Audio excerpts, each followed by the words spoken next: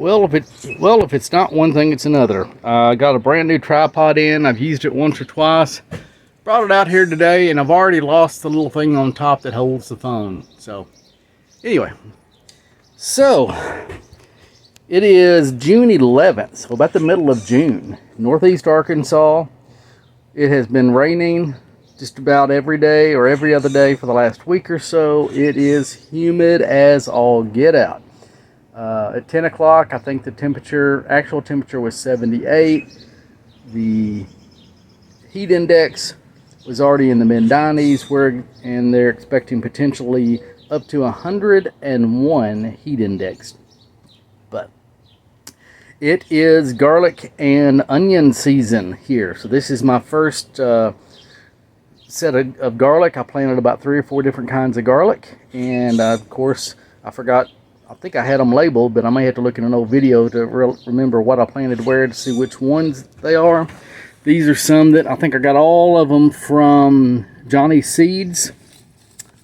Some of them are probably stayed out there a little too long, but they and the onions need to be hung up to dry.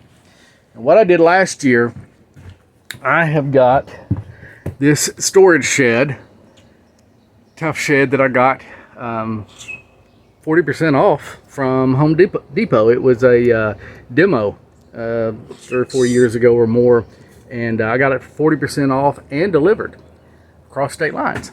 But what I started with last year is I put these little brackets on and just hung some wire, and then I had enough onions that I needed more, so I just put some nails and wire going across to the other side, and I've got 4 of those, and then I would just kind of tie about 3, 4, 5 garlic or onions together and just hang them over that wire and let them dry.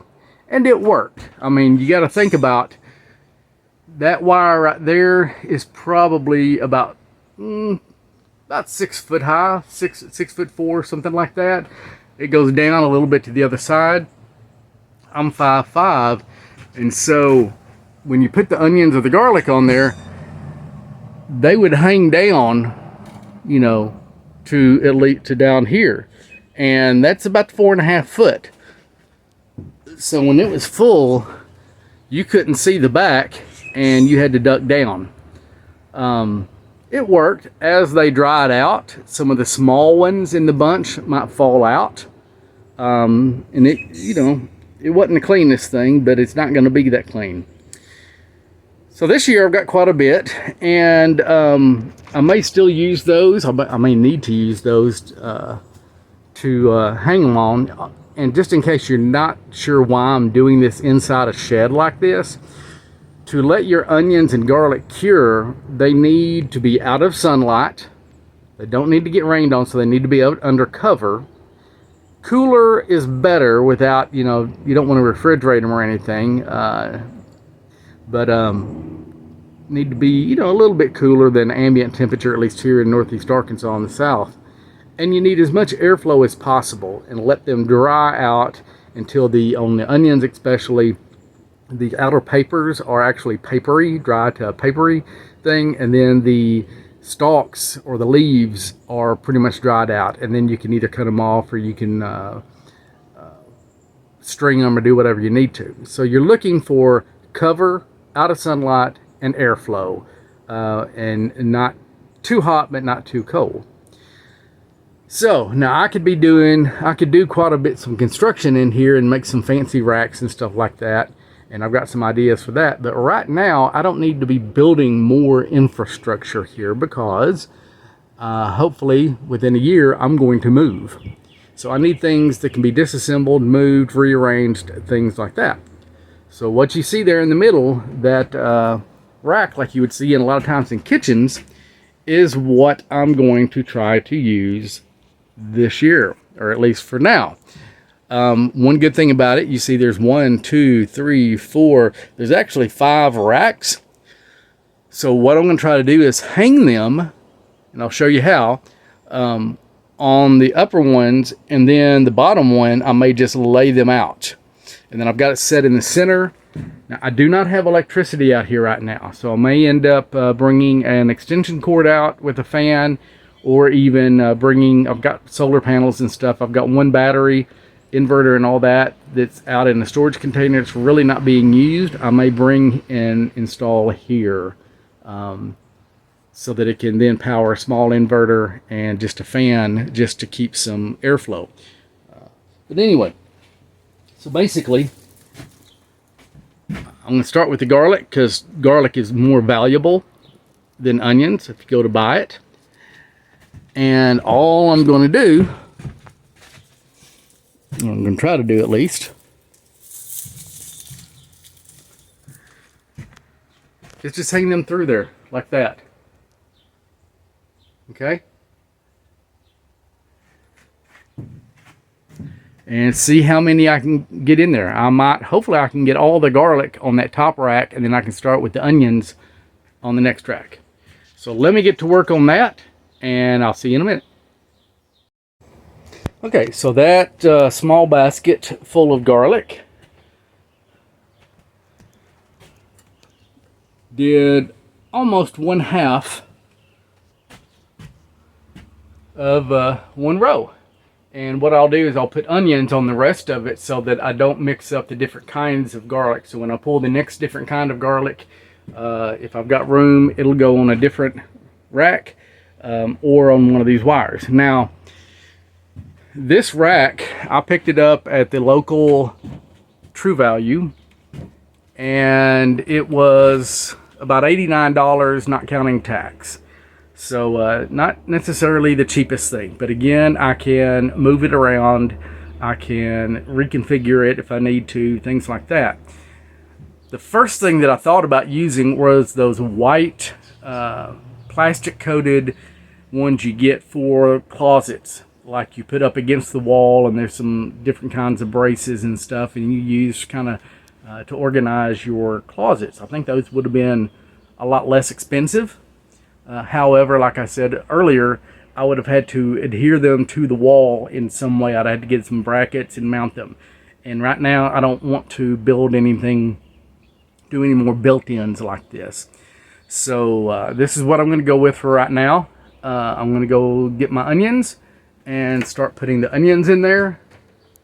And I will probably have this whole thing filled up with garlic and onions, and I haven't really even made a dent in my onion crop picking them yet. Bit of a quick topic change. I've got one of many fruit trees here, and I walked out front and I saw some of these. Now this is supposed to be a nectarine tree, and so I've been keeping an eye on it. It's right here. And I mean, it's totally loaded, probably overloaded. And I was looking over and I noticed some red stuff. Now, I've got one tree that I bought as a plum that turns out it was grafted with a peach. This kind of looks similar in that there may be two different things grafted on there, but it's kind of hard to tell. Bark is similar, but not exactly. So I don't know if maybe the so-called self-pollinated portion of this, if maybe they put two different kinds of nectarines on the same plant, because everything that's ripening is coming off of this branch. Nothing over here is anywhere close to ripening. So they're acting like it's two completely different plants. So I went through and got all the ones I could get. If you look up in there, probably can't see it, but up over my head where I can't get to without a ladder are some more of those ripe or overripe fruit. But everything that's ripe or overripe, kind of apple looking, and I got 3 of them look okay. So I'm going to cut those and see if they taste like an apple. But that'd be very strange if I've got an apple and nectarine, but everything on this side looks like these. But so I've only got three possibly good ones out of this, and but nothing goes to waste. So what I'll do, just out of curiosity, this one, you know, it's got some rotten stuff in there, but this part of it right here looks like it may be okay. Okay, that's nectarine-y. Not quite plum. I guess when I open those other ones up, I'll see if there's a stone in the middle of it or whatever. But got a really good taste. But yeah, I'm gonna give these to the chickens.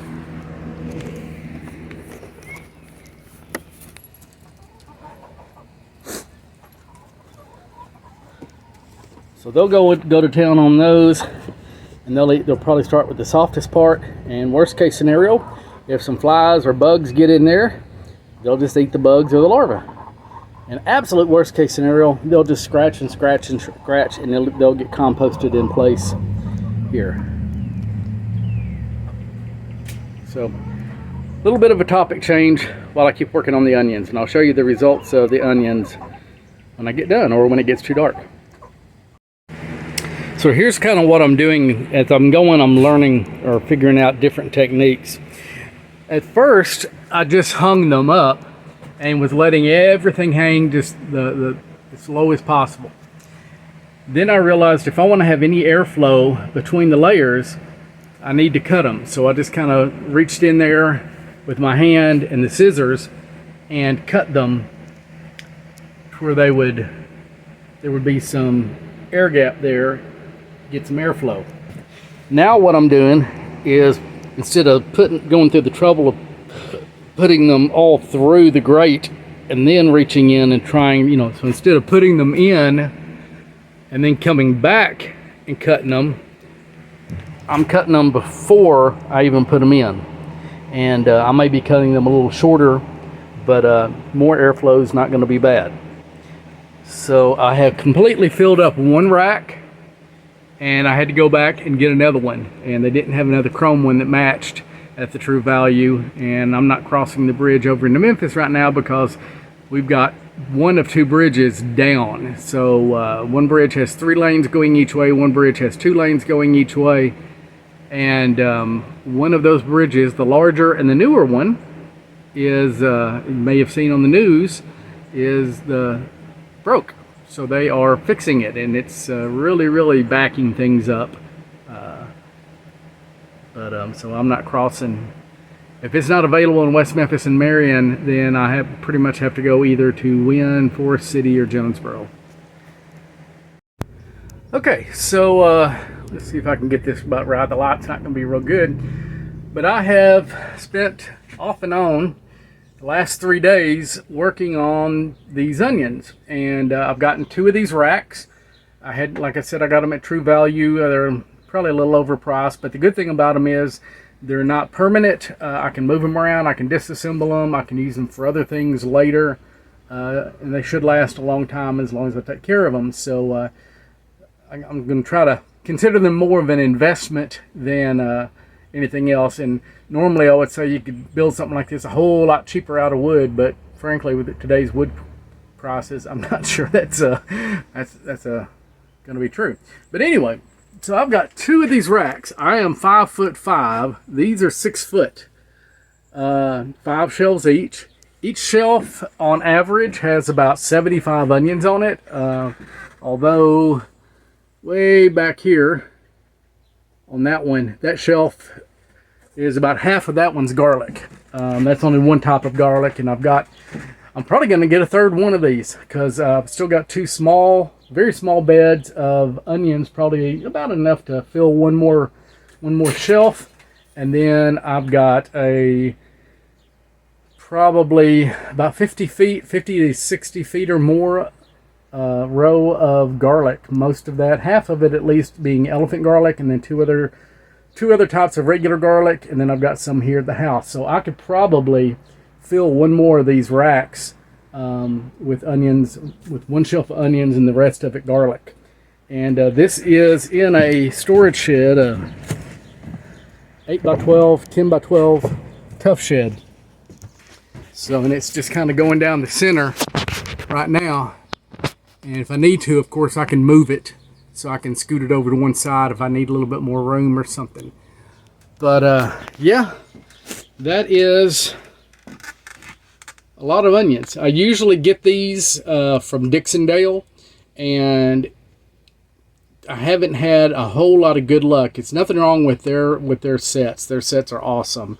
But usually I don't think I've got, since I don't use regular fertilize, I haven't had the soil built up enough in the bed where I'm putting them to really get some big ones and good ones. So normally if I put out a whole case, which is about 1,000 or so, then they're all, I don't know, a quarter of this size if at best, and I end up just not getting a whole lot. So this is a whole lot more onions than I normally get, just because they did a whole lot better this year. Maybe I got them out earlier. A couple of the beds had a lot better. They were a lot more fertile, having been used before and had compost and stuff on them. But yeah, so that's, and then yeah, like I said, I just cut these off to get a little bit of room for airflow. So I'm not really sure. I've never really seen anybody else do that. I don't know that it's going to make a huge difference. We're just trying to dry them out. And then I do have a fan, just a box fan that I'm going to have running in here, trying to keep the air circulating, because like today, it was in the mid 90s with the heat index, with the humidity well over 100.